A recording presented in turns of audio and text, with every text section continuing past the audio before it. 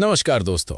आज हम उस सवाल पर बात करने जा रहे हैं जो हर गिरते बाजार में सबसे पहले उठता है, चांदी या सोना। लेकिन ध्यान दीजिए, यहाँ सिर्फ रिटर्न की नहीं, आपकी पूंजी की सुरक्षा की बात है, क्योंकि निवेश की एक छोटी सी गलती आपको मुनाफे के बजाय कंगाली की ओर धकेल सकती है। जब भी शेयर बाजार में बड़ी गिरावट आती है, आम निवेशक सबसे पहले सोना और चांदी की ओर भागता है। लोगों को लगता है कि जैसे सोना सुरक्षित है, वैसे ही चांदी भी संकट में ढाल बन जाएगी। लेकिन यही सबसे बड़ा भ्रम है। इतिहास गवाह है कि सोना एक मॉनेटरी मेटल है। युद्ध हो, वित्तीय संकट हो या करेंसी पर संकट, दुनिया भर के केंद्रीय बैंक और बड़े निवेशक सबसे पहले सोना खरीदते हैं। सोना भरोसे का प्रतीक है, सिस्टम पर शक का सीधा संकेत है। अब जरा चांदी को समझिए। चांदी सिर्फ कीमती धातु नहीं है, बल्कि एक इंडस्ट्रियल मेटल भी है। यही इसकी सबसे बड़ी कमजोरी है। कुल चांदी की मांग का 50 से 60% हिस्सा सोलर पैनल, इलेक्ट्रॉनिक्स और इलेक्ट्रिक व्हीकल्स जैसी इंडस्ट्रीज से आता है। यानी चांदी की कीमत ग्लोबल फैक्ट्रियों, मैन्युफैक्चरिंग और आर्थिक रफ्तार पर टिकी होती है।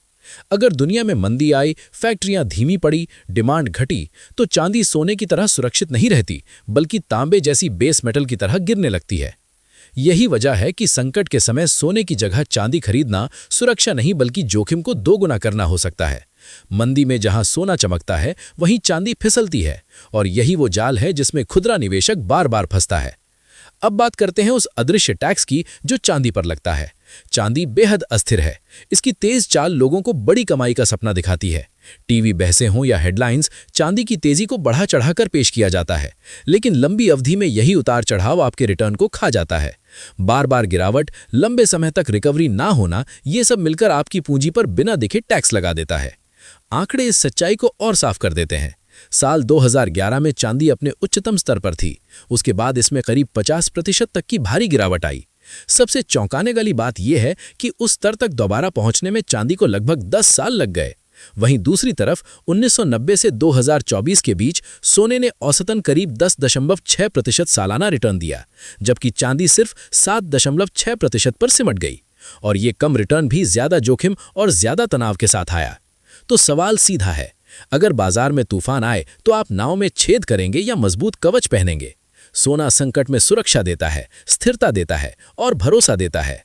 चांदी मौके पर मुनाफा दे सकती है, लेकिन संकट में भरोसेमंद ढाल नहीं बनती। यही वजह है कि निवेश में सबसे बड़ी गलती ये मान लेना है कि सोना और चांदी दोनों एक जैसे हैं। याद रखिए, गलत समय पर गलत धातु चुनना आपकी मेहनत की कमाई को धीरे धीरे खत्म कर सकता है। और इसी अहम चेतावनी के साथ, अगर आपको ये विश्लेषण काम का लगा हो तो वीडियो को लाइक जरूर करें, ज्यादा से ज्यादा लोगों के साथ शेयर करें, और ऐसे ही जरूरी, सटीक और जमीन से जुड़े निवेश अपडेट्स के लिए हमारे चैनल को अभी सब्सक्राइब कर लीजिए, क्योंकि निवेश में वही जीतता है जो शोर नहीं, सच्चाई सुनता है।